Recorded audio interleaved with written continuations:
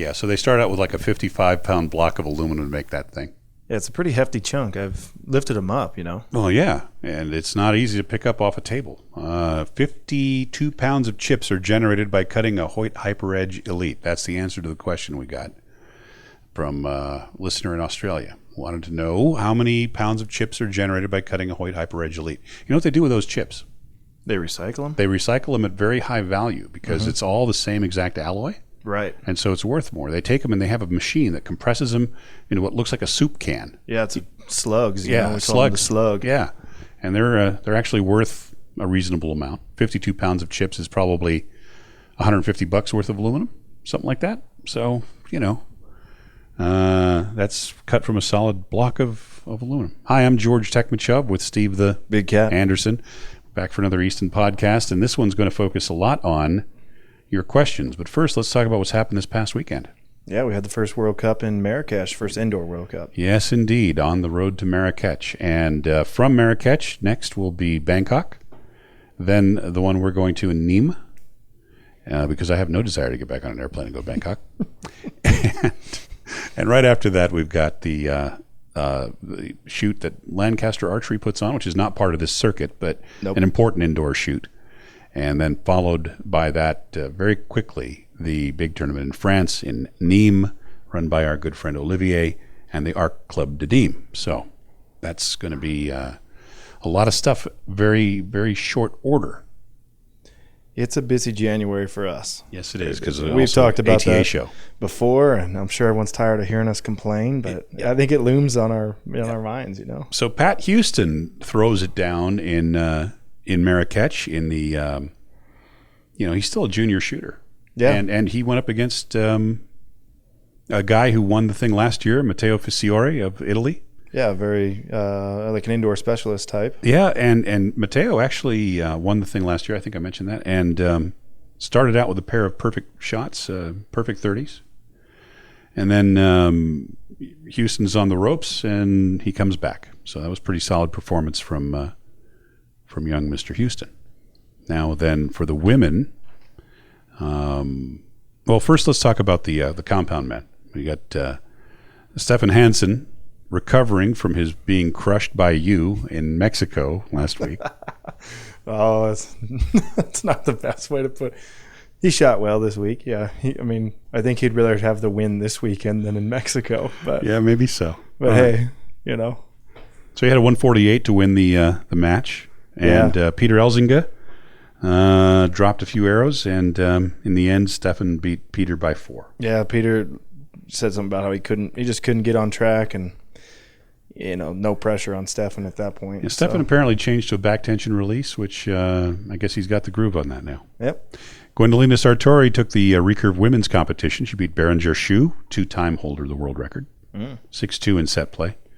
Sandrine Vandionant, the great archer from France, took the compound women's gold. France had a big turnout for this tournament. Yeah, they were, I think, 25% of the shooters. Yeah, 50-something of the shooters were from France, if I'm not mistaken. So pretty solid turnout there. So if we look at the, obviously the rankings are going to be, for the Indoor World Cup, the rankings will be right down the line of who placed at this thing. So yeah, it just follows the results. Yeah, pretty solid all around. There was an all-Schlusser showdown. Yes. In the first pass, I guess. Mike and Boss. Yeah, so what happens when you're up against your dad? I really like both those guys, too. Yeah, they're great guys. I have a quick story to tell, actually. Oh, yeah, go ahead. So, and maybe I've already told this. I don't think I have, but there was a video floating around after Mike broke the world record when he shot 600. And in the video, he swears. They ask him, what went through your mind when you shot the last stand? And he had one arrow he thought he had missed, and he said, "Oh, yeah." The old S word there. And I at the time was running Hoyt's Facebook page, and I shared the video and said, here's Mike's reactions after breaking the world record. He does owe us a quarter for the swear jar, 25-cent piece for the swear jar. Common thing here in the States, if kids cuss, they have to pay their parents money. It goes in the cuss word jar. And yours was enough to send you to college, wasn't it? Not quite, but I had a full scholarship anyway, so I think my parents, bought an RV or something with it. No. Anyhow, my dad's a listener of ours, so he'll get a kick out of that because he doesn't have an RV. But it's a good story. So yeah, anyway, it's a good story. It's like when you go to a bar with your friend and he's telling a story to some girl, don't correct him. Yeah. So anyhow, we get to Vegas and I see Boss, Mike's dad. And what does he do? He hands me a quarter and he goes, "For the Hoyt swear jar." Nice. Yeah, it was a nice touch. He's a good guy. Yeah. I put out on Twitter that it was simply Mike putting his coach back on the line where he belonged. Get back behind me. You got a job to do. You got a job to do. He dropped a 150 on his dad, and his dad hung in there. 140. He said on his Facebook post that he gave him a scare for 2 arrows, so he must have opened up 10-10, and then at that point it was all Mike. Yeah, so pretty solid shooting from our good buddy, the Mr. Perfect, but he didn't.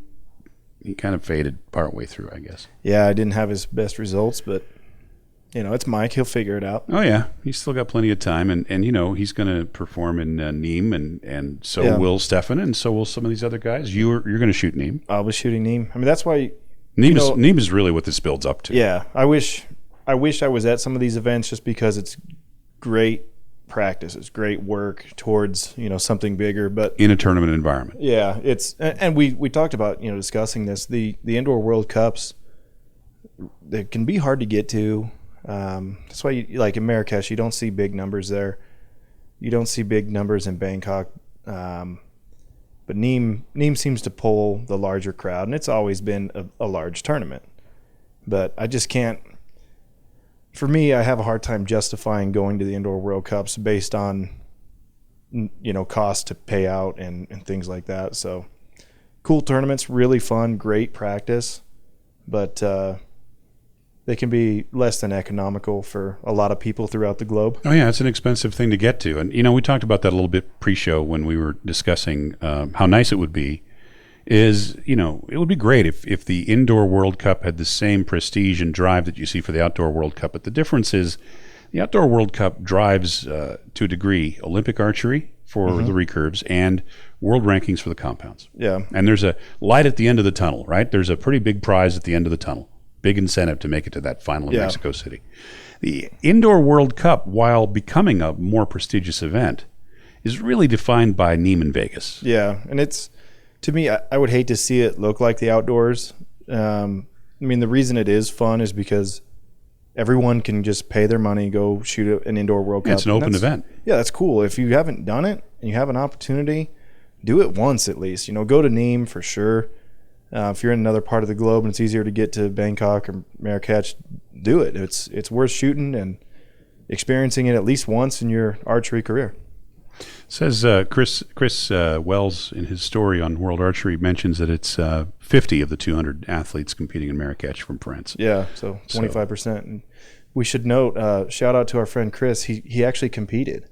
He did? He competed, and he was like 34th or 5th. He almost made the cut. That's really good. I had no idea he even shot. He said that it was a great outing because he hit the target all 60 times. Well, hey, I won't dispute that. No. Pretty solid. Yeah, for a guy who does nothing but work at archery events. Yeah, good on you, Chris. Good job. Congrats, Chris. Yes, indeed. Anytime you can get all hits is a good time. Yeah, and we've harped on Chris enough on this show. We should probably throw him some love. There's some props. There's some props for our buddy Chris. Let's see if he's really listening. All right. Let's I think that covers it for that. But I think we got Bangkok coming up. You had some observations about that. You think that counts for some more on the recurve side especially? Yeah, I think you add in the Asian side of it, the Koreans, it's going to be fireworks. And I didn't even mention this to you in our pre-show, which we don't really do, but I think Bangkok holds a world record. Mm-hmm. I think it's going to be men's recurve. Mm-hmm. Okay. So if a Korean shows up, yeah, if we get the right Koreans there, and I think in men's recurve, there's no such thing as the wrong Koreans. Well, I'm sure there's some that still suck at archery. Not that they allow going to a tournament. Exactly. But my thoughts is I was thinking about that the other day. What's the next world record to go? Obviously, it's going to be indoor. Obviously, it can't be men's compound. Women's compound, Erica Jones has a pretty stout one up there. at 595. Which our friend Sarah Lopez has set her sights on. Yeah, so we'll see what happens there. For a compounder, it's a matter of, if you have the capability, it's a matter of shooting enough tournaments until you have that tournament where you just get on the rails and go. Because it's easy to miss 5 or 6. It's really easy. Just, as an aside, WA has gone ahead and ratified all of Sarah's records that she set back on the 11th of this month. So 1424 for the 1440 round, 50-meter round, 356.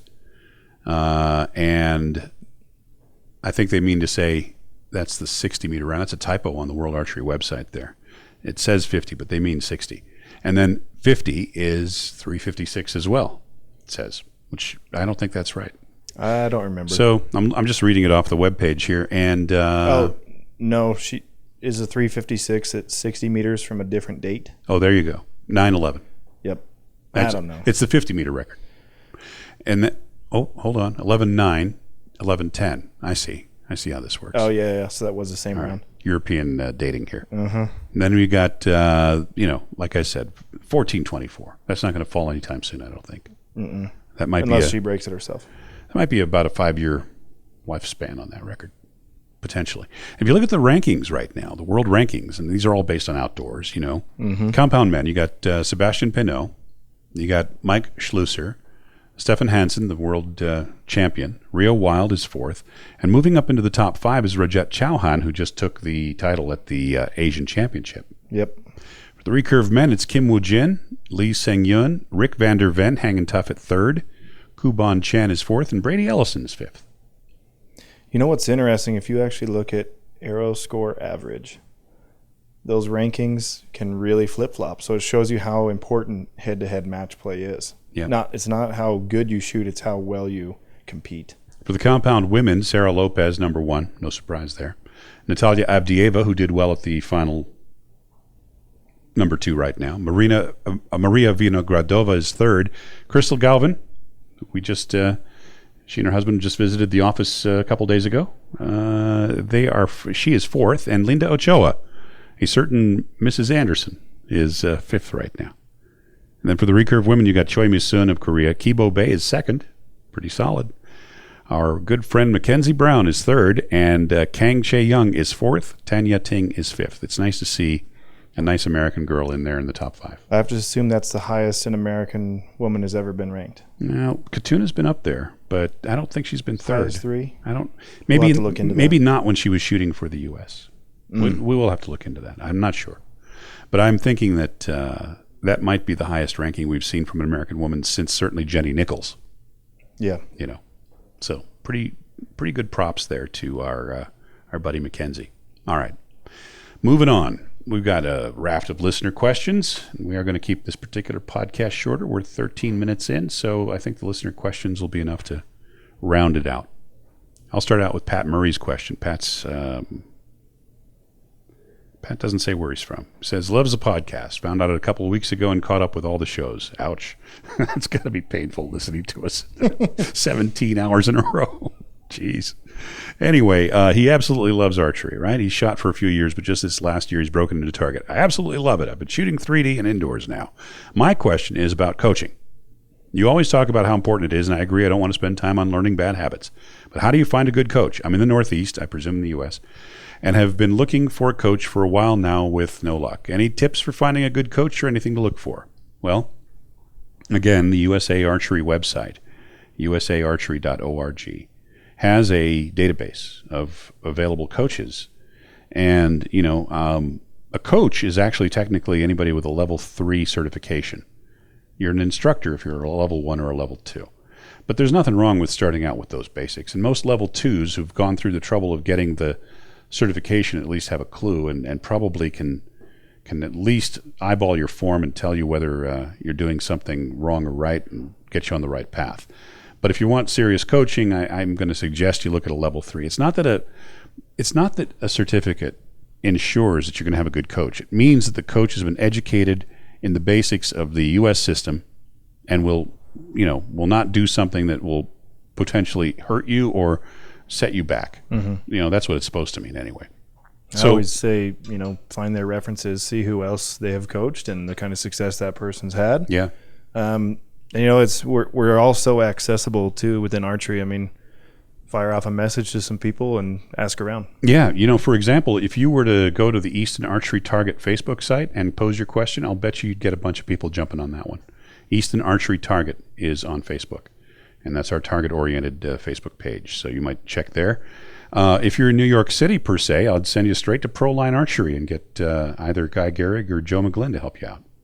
But I'm not sure where you are in the Northeast. Certainly if you're in Connecticut or anywhere around there, Rhode Island, Mass., then you'd want to go to Hall's Arrow, get Butch Johnson to help you out. Or, his wife Teresa is a top coach as well. So there's plenty of coaching opportunities, especially in the Northeast. But, again, it's like when I started out in archery way back when, I didn't know there was such a thing as a pro shop. This can be a tough sport to break into if you don't know what don't have a resource of that sort of thing, Yeah. I mean, I think about coaching and, the people who kind of guided me along the ways, they were just some guys, locally. Mostly what they did was show me how certain releases worked, certain equipment worked, and then kind of send me on my way. You're already a top level athlete in a couple of different sports, and you were able to self coach yourself to a high level. Not everybody can do that. I know it's a struggle in golf. I'm really, my golf game is not coming along as quickly as my archery game. But if you had a golf coach, you might be not going to do it. I'll figure it out. I know, because you're trying to have fun at it. But all right, moving on. Stainless steel points versus tungsten points out of a recurve, pros and cons. And this question comes from Alec in Australia. Alec Potts, a national team shooter out of Australia, actually. Okay. Well, here you go, Alec. So what's the reason for stainless points versus tungsten points? Well, you've got about an 8-time cost differential there. So there must be something about tungsten that makes it worthwhile for some shooters. The answer is tough target materials. I developed the tungsten point actually started working on that back in 91, 92 to try to give a far front of center balance to the arrow back when we were working with ACEs. But abandoned it until I developed the X10 and wanted to use tungsten because the length of the shank inside the X10 was pretty long and hard for some people to glue. Tungsten's 2.2 times denser than steel, so it's easier to glue into the shaft because it's much shorter. In addition, you get a little bit more front of center. That's a little overrated, to be honest. It's not that much of a difference, but it's enough that it is easy to glue into the shaft, very durable when hitting hard target material like Stramit, for example. So, which by the way has no business being used as an archery target, in my opinion. I'll just throw that out there. Stramit and some of this other stuff out there, 16th century target butts for 21st century arrows, me not like. All right. Stainless points. If you're shooting into normal target materials like what WA requires for tournaments, then you're fine with stainless points. If you're shooting a recurve, you're probably fine with stainless points. Spend the money on other stuff, is my opinion. Now, second question he's got. Wants to know if there's an optimal position for the limb bolts on a recurve riser to enhance forgiveness. For example, will a bow with the bolts all the way out perform any better than a bow with the bolts all the way in? We just answered that last week regarding compounds. We did. So now the difference between a compound and a recurve, though, is when you do crank up or down in bow weight, you change the fundamental geometry of the bow. So let me give you the answer from the late, great Earl Hoyt Jr. himself, who answered this question for me back around 86 when I asked him the question personally. I saw him down in Atlantic City at the Atlantic City Classic. And I walked up to him and I said, Mr. Hoyt, I've got a question for you. And it was exactly the same question. Earl preferred that his bow designs be shot with the limbs cranked out. All the way out, huh? Well, not all the way out, but out. That must be why Hoyts are rated 3 turns out for limb weight. It is, as a matter of fact. And, the conventional wisdom, this was not based on science, by the way. In 1954, Earl Hoyt came up with fundamental geometry that forms every recurve bow out there today, for the most part. Mm-hmm. Win and Win's got a little tweak on it. Hoyt, with the Ion series, had a tweak on it. But fundamentally, the geometry's, when we're talking about your GMX riser, for example, we're talking about your original Hoyt geometry. So, that was Earl's point of view, but many, many shooters have proven through performance that the bow is consistent no matter what position you have it set to. And that when you fundamentally change that geometry, like with the Ion bow, the Ion X, which moves the pivot point about 1.25 inches, that it's still fundamentally super accurate. It's what Oh Jin-hyuk used to win the London Olympic Games. And, a guy like that, he's going to shoot what's the most accurate thing for him. He doesn't care what you can't said. Sponsor a guy like that. He's going to shoot what he wants. Right. He went and bought his own bows, for goodness sake. So, there used to be the thought that there was an optimal position for limb bolts on the recurve, but the truth is it's been proven that you can play around. And the win-and-win bows have the geometry backed out of a Hoyt crunched down all the way. And you can't tell me those don't shoot. So, clearly it works either way. Yeah, they're all just repeatable machines. Yeah. Yep. You've got a question there from Pat Murray, I believe. Oh, we did his. His was the Northeast coaching. Okay, yeah. Sorry about that, Pat. And was it not? Yeah, no, you had it right.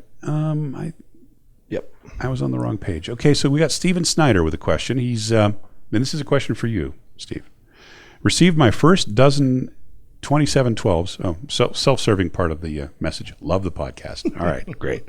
Received my first dozen 2712s for indoor and need setup info. Can the Big Cat go over setting up arrows? Full shaft, point weight, fletching. Thanks, guys. Yes, so on 2712s, I've covered this, I think, on the podcast maybe. I don't know. But I always start with the shaft at 32 inches. That's the standard measurement. So from the groove of the nock to the cut, 32 inches. From there, I test with 250, 275, and 300 grain points. And first start at 32 inches, shoot them all, build up 3 arrows, shoot a few games with each one, see what you think. From there, you may try cutting them down to 31 inches. I think that's kind of the sweet spot for most guys, is between 31 and 32 inches on the length. I know one guy, one high-level shooter who shoots them shorter than that. There's probably more, but, just off the top of my head, I know of one guy who shoots them at 30.5 inches, and that's Rob Morgan, who's made the shoot off like 1 billion times at Vegas. From Wyoming? Montana. Montana, sorry. Yep. I always mix those two up. Yeah. So that's kind of the starting point on length, and from that point on, you just test it. If you're a taller guy, longer draw length, you may try 31 inches just to stiffen the arrow up a tad. I've been shooting mine at 32, and I think it may be time to go to 31. It's just a matter of, your good shots are going to go in the middle regardless, but when you make that little bit of a weak shot or you're torquing the bow a little bit, you just want to see how badly it misses, and from there, that's all you're really looking for. The thing should hit pretty much behind the pin, that's the idea of getting the bow set up, but when you make a bad shot, how bad does it miss? Vanes, what are you doing? 4-inch vane. You can't have too much vane on these. It's such a big arrow with a lot of point weight. You got to be able to control it. So 4-inch vane works awesome. If you have cable clearance issues, 4 or 5-inch feathers work as well. I saw you're shooting the AAEs right now. Yeah, I use the AAE vanes, same as the Easton Diamond vane. It's a 4-inch, standard Plastifletch vane. For guys who have, my thing is I always do left helical. Gets me more clearance on the cables. I personally think everyone should fletch their compound arrows left helical, at least with these large indoor aluminums, just to get that clearance on the cables. And from there, just start shooting them, see what you get. All right. I wish I could have seen Montana. One ping only, Vasily.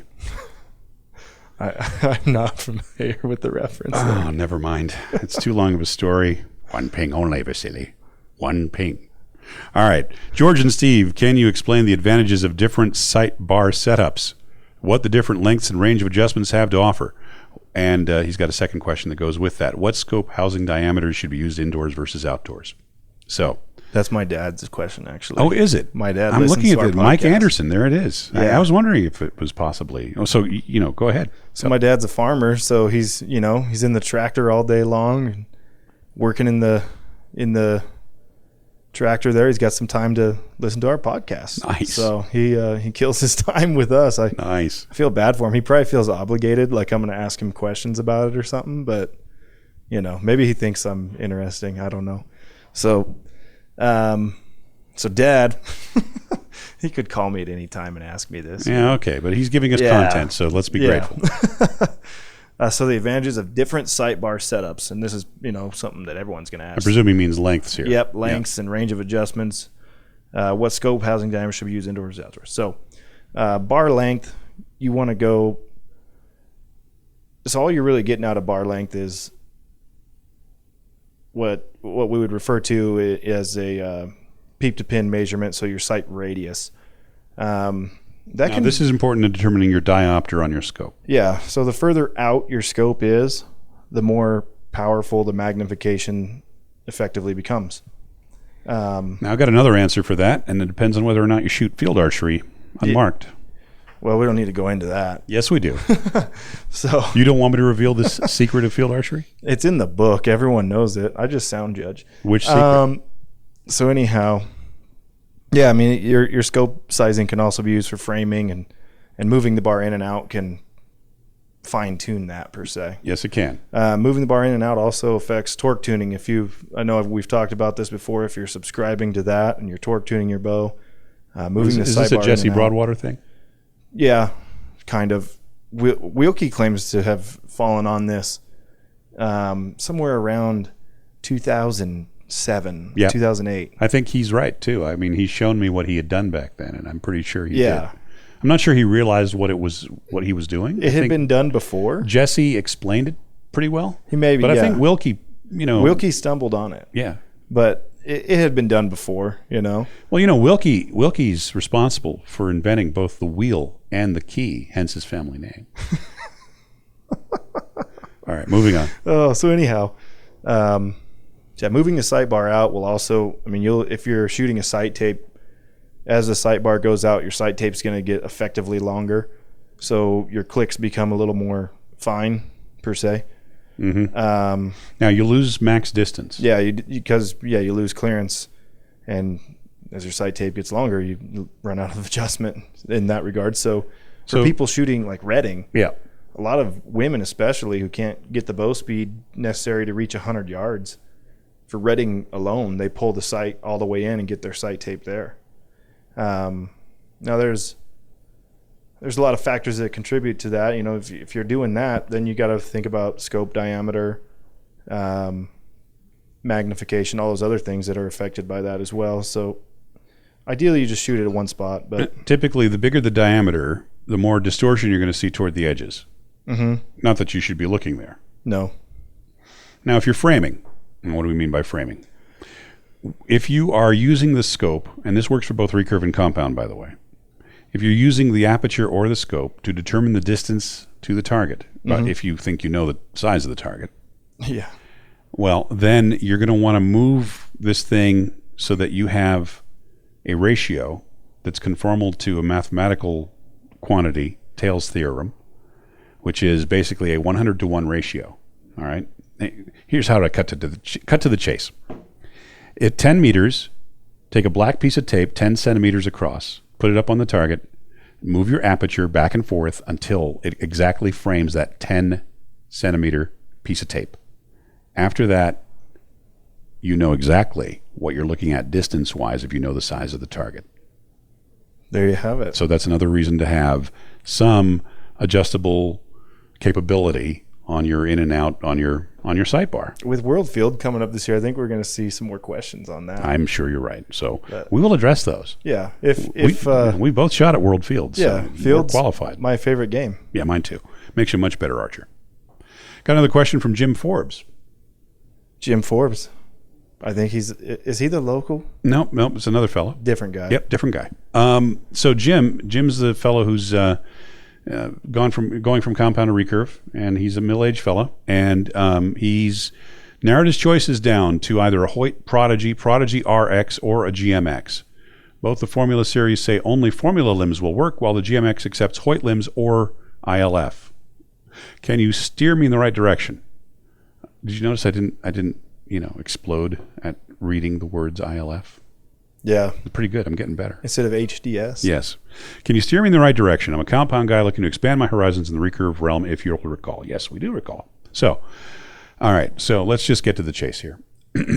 What Hoyt was trying to do with the Prodigy was make a more accurate version of their original dovetail system that's been around since 1983. Okay? Remember, the purpose of the dovetails is to retain the limbs in case of a string failure. That's what dovetails do for you. But they also do something else that's kind of clever. They allow that base of the limb to float and find natural alignment the first time you pluck the string, and then it stays aligned. Now, the stress level on that dovetail is lower on a formula bow at the interface of the riser and the limb than it is on the old system, the original Hoyt system, which they call a Grand Prix limb. A lot of people are confused by that. So that's a Grand Prix limb. The formula series say only formula limbs will work. Yes, you can only use formula limbs, which are made by Hoyt and a couple of other companies. I think SF and MK, for example, and Yuka in France. Yeah. They make limbs that'll kind of sort of fit. Yeah, it's got to be formula fittings. Yeah, and then your GMX will take basically any normal limb with the Hoyt dovetail. So a Win and Win limb, a Samick limb, an MK limb, all of those will fit in a GMX. The most common combination I see when I'm traveling, particularly with the Korean girls, is they like to shoot a GMX handle and oftentimes other than Hoyt limbs. But actually noticed lately they're shooting more Hoyt limbs in those things. So it's kind of interesting. So can I steer you in the right direction? Gosh, Jim, I would tell you that if you're just starting out, it's going to be easier and cheaper for you to find regular Hoyt limbs than it is for you to get into a full formula system. And the more advanced you are, the more desirable the formula seems to be. And that's it for me for that advice.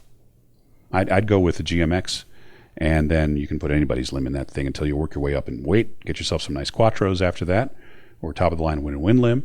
You'd be a happy camper. Yeah, hard to argue with the success of the GMX or the success of the formula system. I'll tell you, I saw a ton of formulas at the Asian Championships in the hands of some, top shooters. So, yeah, including some of the Koreans now. So, that's starting to shift. There was a while there where Win and Win was kind of coming on strong, and just this past couple of, 6-8 months, Hoyt's kind of taken some of that back, which surprised me a little because they're not really trying. They're not really working hard at it. They're just kind of, they sell every bow they make. But they're not trying hard to push them, which is kind of interesting. All right. This is an interesting one. But first, the self-serving part. First, thank you both George and Steve for the show. Please tell your bosses the podcast, while an expense for Easton, is a great service to a new archer like myself. Should I tell them how much it costs? Go ahead, tell them. So I actually ordered the equipment on Amazon on Amazon Prime Day, which was like Amazon's version of Black Friday a few months ago. And we got a smoking deal. We got $30 off the recorder. So that put us into it exactly $297 total. That's microphones, windscreens, cables, recorder, headphones. I think it's paid for itself. Yeah, and then, you got to consider our podcast salaries too. I've doubled your podcast salary since we hit 10,000 listeners, just so you know. Yeah, so our podcast salaries, you factor that in at zero. Yeah, you add zero, and it's still zero. You're still at $297, but it's double what it was. All right, so on to the questions. All right. As someone that loves new tech and gear, can you do a walkthrough of the engineering? Oh, this is another formula question. Can you do a walkthrough of the engineering choices and thoughts behind the original Hoyt dovetail design and the new formula design? What were the goals of the engineers, and can you say if they feel they've met those goals, or do they still have problems they would like to solve? I'm pretty sure they're happy with what they've done. Yeah. I think it's proven itself more than once, in spite of your average archery forum talk. The fact that it's far more. When I see complete Hoyt bows these days, mostly I just see formula bows, and I see them in the hands of more and more top shooters who, quite frankly, aren't getting paid to shoot them. So that says something positive about it. Yeah. So that's good stuff. As a new archer, I'm moving up in weight after my coach has given me the okay to do so. Wise choice. For recurve, what are the ways you use to know you are ready to step up in weight? If I can hold the bow at 60 seconds at full draw, 60 seconds at full draw, and execute a shot without any undue contortions, then I know that I'm not overbowed. If I can't do that, I'm overbowed. Pull the bow to full draw, just shy of the clicker, hold it for 1 minute. If you cannot do that, if you start shaking like a dog passing a peach pit, then it's a good chance you're not dominating the bow. You need to dominate the bow. Not just, wait for it to click and hope everything goes well. You need to dominate the bow. So if you want to dominate the bow, you've got to be stronger than what it takes to just shoot the shot in 8 seconds or whatever. Right. Yeah. So that 60-second rule, by the way, comes from Coach Pak Chung-nae, the guy who runs Win and Win, good friend of mine, who is also, former top Korean coach. And Coach Lee used to teach the same thing, probably still does. So it's not you're not trying to see if you can shoot it. You have to be able to shoot it. Yes, that's right. Exactly. Right? Dominate the bow. Right. So that's the answer to that one. He's heard from some club members heavier arrows benefit you on windy days. Should an archer always try to aim for the heaviest arrow they can reliably shoot for their bow draw? Pretty much, yeah, with some reasonable exceptions. If you've got like a 24-inch draw length and you can only manage 30 pounds, super heavy arrow might not serve you as well. There's a point there in between when you're probably better off with a little lighter arrow, a little more efficient for the weight that you're shooting. Yeah, but I mean, most of our arrows have all been optimized for the spine. But I'll give you an example. I mean, some shooters ask me, well, what about these 150 grain points that German company makes? There's no one shooting well with 150 grain points. Nobody in recurve. All the top recurvers use 100. 100. Some are shooting 120. Mm-hmm. Some are shooting 110. But the vast majority are shooting 100 grains on X10s. And that should tell you what you need to know about that. It's not the absolute heaviest you can get, but it's reasonable mass. Yeah, I mean it's something to factor. I mean, you want to have speed and the weight. I mean, if you're like for me, I can shoot a 410 grain arrow, but I still get 285 feet per second. So, a little arrow weight doesn't scare me. But for a guy with a 28-inch draw, he's gonna be shooting that one around 245 feet per second. That's not going to work too well for him. Yeah. So yeah. Mark Martinet, by the way, with those questions, and he's got one more. For bow tuning and arrow selection tuning, what is the process you use? I'm assuming it starts, set up the bow, draw to anchor with bow scale, and from there select the spine. What are the more drilled down specifics you should focus on to ensure your tune is as good as possible? How do you know which point weights you need? Is it more an art than a science? So, all right, for recurve, because I'm presuming this is a recurve question since his other question's a recurve, let's address that, and then I want you, Steve, to address what it is on compound, but just briefly on the recurve side. Yeah, set up the bow. Presuming you're not an absolute rank beginner, if you can hold gold at 30 yards, now you're in a position to do a proper bare shaft test. If you can't hold gold at 30 yards, move closer until you can. And what you want to do is, make sure that you're at the correct draw length. Have a clicker on the thing. Figure out what the exact weight is with a good bow scale. And then use the chart, following the selection chart closely, knowing that if you've got a wood and fiberglass limb, the arrow will react a little stiffer than what the chart calls for.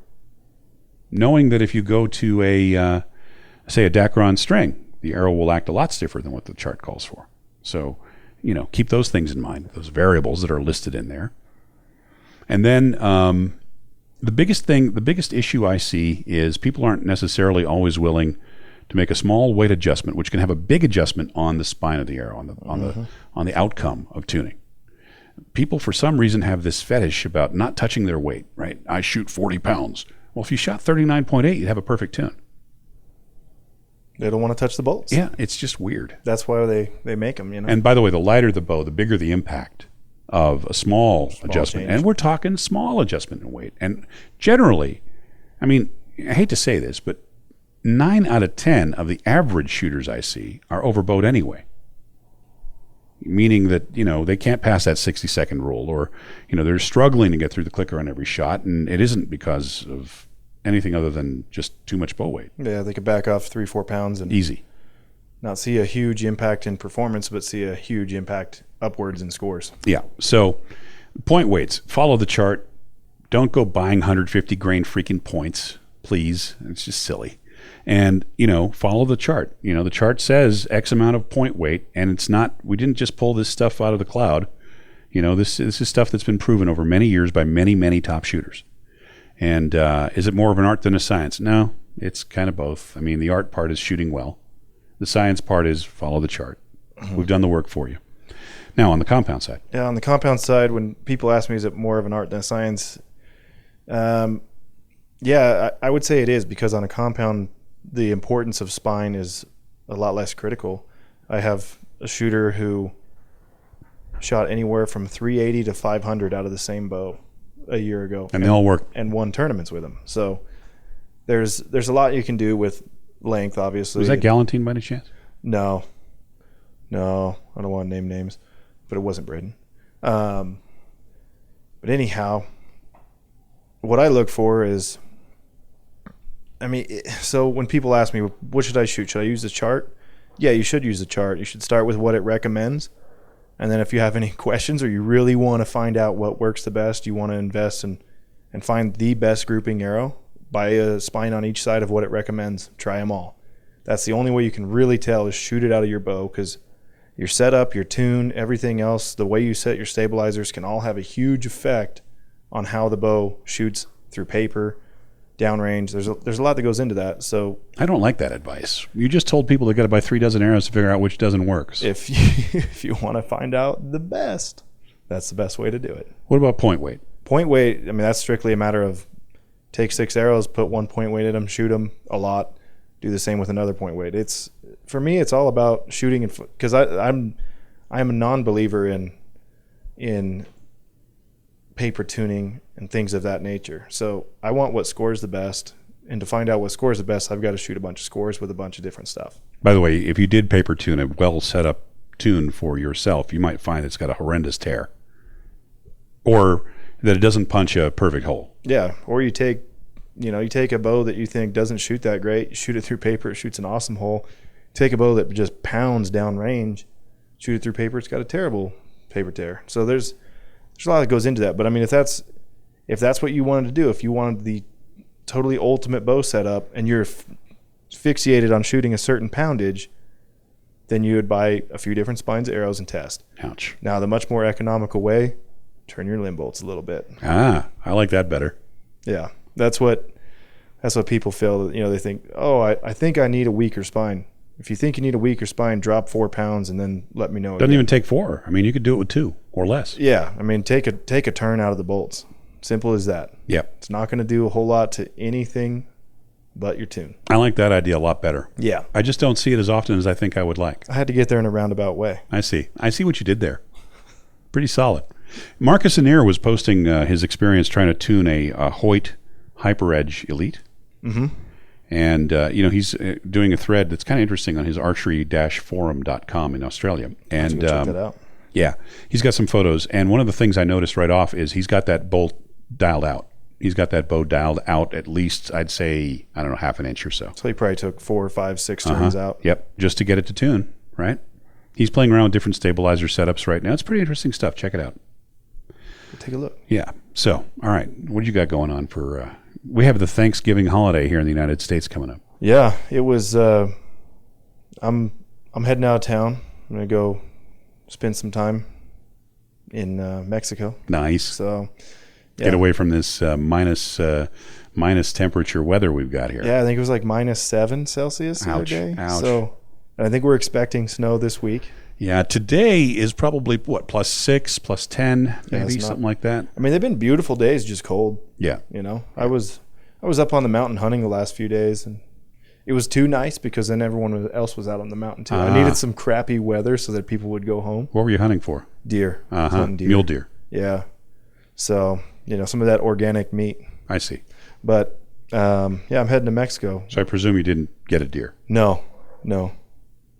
I'm not good at bow hunting. Well, bow hunting, taking your bow for a hike. Yeah, I'm a bow hiker, not a bow hunter.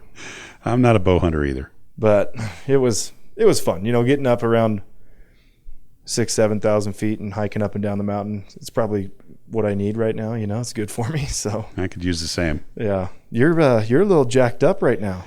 Yeah, I've got a pinched nerve in my back. I can't walk properly. So Yeah. Unfortunately, bow hiking is out of the question for me. George has been walking around the office hunched over. I mean, it's kind of hard to watch. I'm sure it's not very amusing. Well, I don't find it very amusing. we're laughing right now, but Yeah. we're not. So I feel for you. So I discovered I can shoot a traditional bow, traditional style, because you're already hunched over when you're shooting traditional style.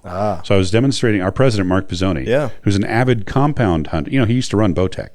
He's an avid compound bow hunter. He's gone and gotten himself a Hoyt Buffalo. He's into it. And the man has got good form. It's awesome because we have a portion of our office that's empty, and he let me build a 20-yard range there. Yeah. It's pretty sweet. Yeah. You don't like going down the road to the archery center is such a big burden. Well, I don't take smoke breaks, so if I have that 10-minute break, I can run out and shoot 3 or 4 ends. Yeah, that's right. You can't do that. You can't jump in the car and drive the 800 meters to the archery range and do that. It's much easier to just grab your bow next to your desk and just fling away. Walk a few yards and fling away. It's awesome. I have a feeling that we're probably not supposed to mention the fact that we have an archery range in the office. Well, we have a range. No one has said that we've been shooting. Oh, okay. Good point. All right. It's just a theoretical type thing. Did you go to the Bill Clinton School of... Never mind. There is no range. One ping only, Vasily. All right. Somebody got that reference. I know somebody did. Hey, if you got more questions, we're more than happy to field them. Just remember to email us at podcast@eastontp.com. Podcast@eastontp.com. And we will be more than happy to answer your questions. We've got a few more that came in, but I think we're going to call it a show here at 48 We always go long. minutes. So we're going to just try to be disciplined here. This one we said half hour, but we went well past that, so now we can do whatever we want. All right, fine. So what are we going to talk about next time? Next time, we're going to talk about the outcome from Bangkok, because Bangkok's coming up pretty quickly. All right. We've got some indoor season stuff that's coming up that I think people are still going to want to know what's going on with tuning and things of that nature. We've got a number of questions that we've received from listeners wanting the minutia of tuning the launcher blade and that kind of thing for indoor, and I think that'll cover. You know what we should talk about? Serving thread. Okay. What do you got in mind? Just talk about serving thread. We can talk about torque-free D-loops too. Yeah, knock fit, things like that. Yep. People don't think about this stuff, but obviously, since you designed a lot of our knocks, you probably got a lot of that knowledge in your head. There is some of that still, although it's fading rapidly. But we can talk about some knock stuff. Interesting question came up this morning on Marcus's forum. In fact, a guy was posting, and again, our sport is full of resources for information, but some of them are so arcane to get to. So this guy had biter knocks, right? Which is the standard biter knocks, an asymmetric design. And he'd gotten some biter hunter style knocks, which are asymmetrical design, like ours. Yep. And he's shooting groups at 50 meters, I think with a recurve, judging from the size of the groups. And there's about 8-inch difference in impact height between these two. Oh, up and down. Yeah. Okay. I thought you were going to say in group size. No. Group size was about the same, but the AC knocks were shooting, in the middle, and the other ones were shooting low. Well, that's why they're asymmetrical. They need a different knocking point. If you want to change back to a regular... So in the past, I've had people come up to me and go, the biter knock, I get better distance with it. Because you're using a knocking point set up for a standard knock, and you throw a biter AC knock on there, and it acts like your knocking point just dropped a 1/4 inch. I'm exaggerating, but, a substantial amount. And you fooled yourself into thinking you're getting more distance. See, I'm all about the symmetrical knock. I don't want to have to worry about it. Yes, and here's why. What happens if you shoot a biter knock upside down? It goes about 8 inches low. Exactly. So, by the way, I've shot biter knocks for centuries, it seems. They're great knocks, but a lot of shooters will take a black Sharpie and mark the top surface of that knock so that they know absolutely not to flip that thing over, because if you do, you're gonna regret it. At 70 meters, you're gonna be down in the blue ring. So, just a little thing like that. Little quick input there. All right. Well, I think that wraps up the show. Yeah. End of show. Adios. Bye.